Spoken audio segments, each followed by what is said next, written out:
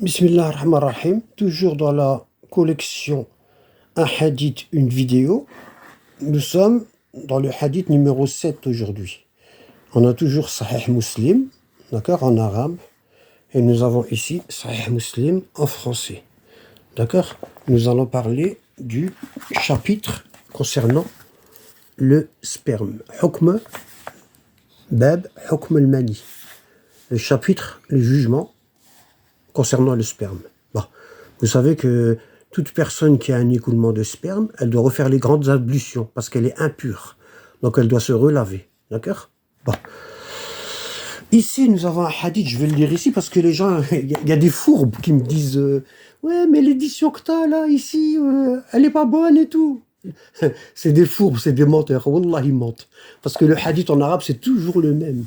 Quelle que soit l'édition que vous prenez, que ce soit l'édition libanaise, saoudienne, égyptienne, d'accord, hein, ou tout ce que vous voulez, le hadith, il est toujours le même. Hein, et il est authentique. C'est Sahih Muslim, il est authentique. Donc, faut pas écouter les fourbes. Bon, on va enlever la chaîne de transmission, on s'en fout. On va rentrer directement dans le hadith. Donc, l'Aswad, il dit إن رجل نزل بعائشة فأصبح يغسل ثوبه فقالت عائشة إنما كان يجزئك إن رأيته أن تغسل مكانه فإن لم ترى نضحت حوله ولقد رأيتني أفركه من ثوب رسول الله صلى الله عليه وآله وسلم فركا فيصلي به.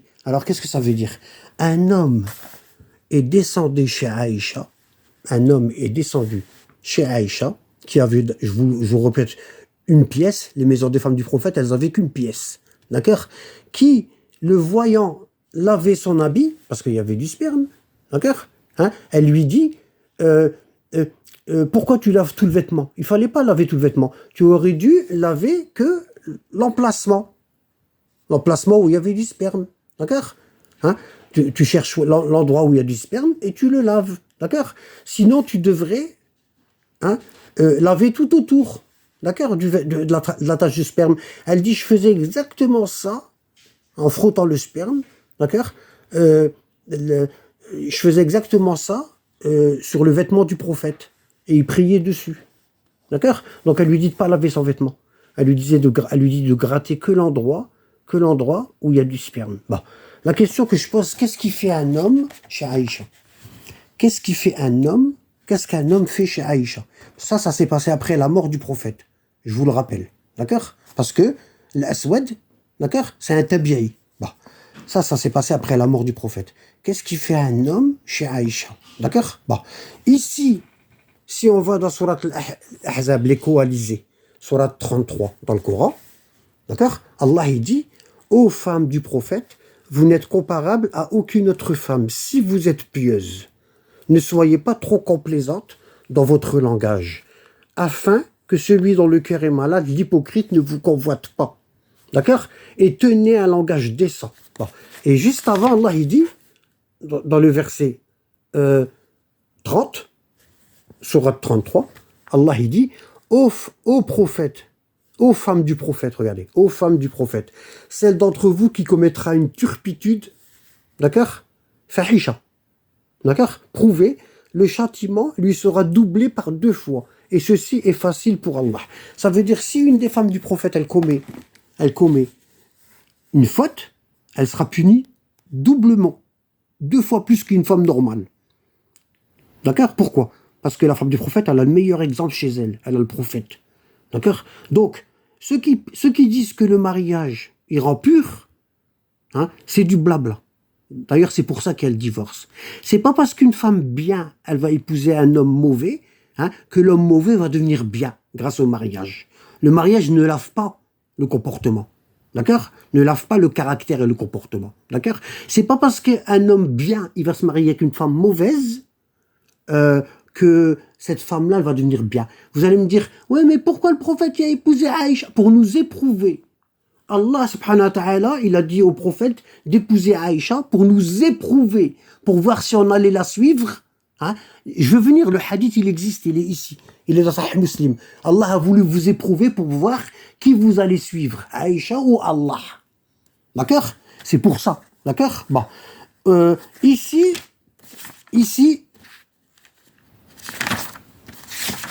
Allah, il dit, ô vous qui croyez, toujours 53, Surat 33, les coalisés, toujours verset 53, Allah, il dit, ô vous qui croyez, n'entrez pas dans les demeures du prophète. N'entrez pas.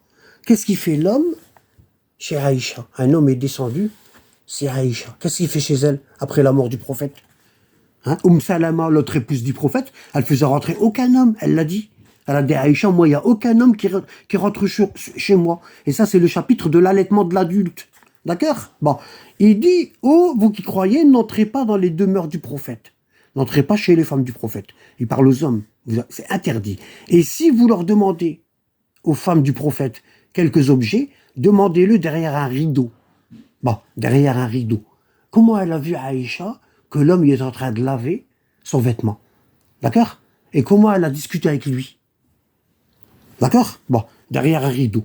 D'accord? Bon. C'est plus pur pour vos cœurs et leurs cœurs.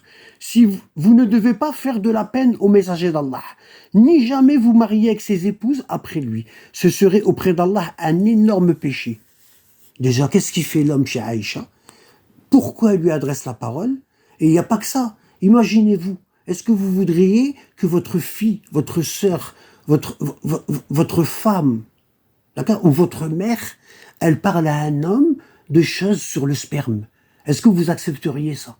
Hein? Parce qu'on en a discuté avec les savants de ce hadith-là. On en a discuté. Hein? Ils nous ont dit, mais ta'lim. Ils nous ont dit, les hommes, ils descendaient chez Aïcha, ils dormaient chez elle pour leur apprendre la religion. Aïcha elle leur apprenait 23 ans de révélation du Coran et le prophète n'a pas appris à ses compagnons comment laver le sperme. Il y a qu'Aïcha qui le sait. Ben, comment il faisait pour prier? Hein? 23 ans de révélation. Allah il a dit, allez chez Aïcha, elle va vous apprendre. Il y a Abu Bakr, il y a Omar, il y a des grands compagnons. Hein? Tu veux savoir comment laver le sperme dans le vêtement? Tu vas chez les femmes du prophète. C'est honteux. Déjà, avec moi, je suis en train de faire la vidéo et j'ai honte. J'arrive pas. Hein? Qu'est-ce qui fait l'homme chez Aïcha? Alors qu'Allah, il dit, demandez derrière un rideau aux femmes du prophète. Ne dites pas des paroles, ne dites pas, vous n'êtes comparable, si vous êtes aux femmes du prophète, vous n'êtes comparable à aucune autre femme, si vous êtes pieuse. Si vous êtes pieuse, une condition, ne soyez pas trop complaisante dans votre langage. Et Aïcha lui dit, qu'est-ce que tu fais? Je lave mon vêtement, j'ai éjaculé la nuit. Elle dit, non, fais pas ça. Tu aurais dû gratter que l'endroit. Hein? Pourquoi? Parce que les maisons des femmes du prophète, elles étaient collées entre elles. Hein? Et tu commences à laver avec ton vêtement, tu vas faire couler de l'eau dans la cour, hein? Et les gens, ils vont se poser des questions. Hein? Qu'est-ce qui fait l'homme chez Aïcha? Hein? Un homme est descendu chez Aïcha. Inna rajulun nazala bi Aïcha. Inna rajulan nazala bi Aïcha. Fa asbaha yaghsil sawbah. Asbaha, le matin, quand il s'est réveillé, donc il a passé la nuit, parce qu'il dit asbaha. Le matin, quand il s'est réveillé, il est en train de laver son vêtement. Faqalat Aïcha, elle l'a vu. Innama kana yuji'uka an in ra'aytahu an taghsil makanahu. Tu aurais dû laver que l'endroit, ne pas gaspiller autant d'eau. Parce que l'eau, il coule dans le caniveau, et les gens, ils voient que... Hein, voilà. Donc, il faut faire ça discrètement. D'accord? Hein? Voilà. Vous voyez? Hein? Subhanallah. Le Coran, il nous dit ça. Aux femmes du prophète, si vous commettez une turpitude, vous serez puni 2 fois. Hein? Aux femmes du prophète. Celle d'entre vous qui commettra une turpitude, prouvez, le châtiment lui sera doublé par 2 fois. Et ceci est facile pour Allah. Qu'est-ce qui fait un homme chez Aïcha? Pourquoi Salama, elle a fait rentrer personne, l'épouse du prophète? Hein? Pourquoi Saouda, l'épouse du prophète, elle a fait rentrer personne? Pourquoi Zineb, l'épouse du prophète, elle a fait rentrer personne? Il n'y a que Aïcha qui faisait rentrer des hommes chez elle et ils dormaient. Hein? Et quand on discute de ça avec les savants, ils nous disent...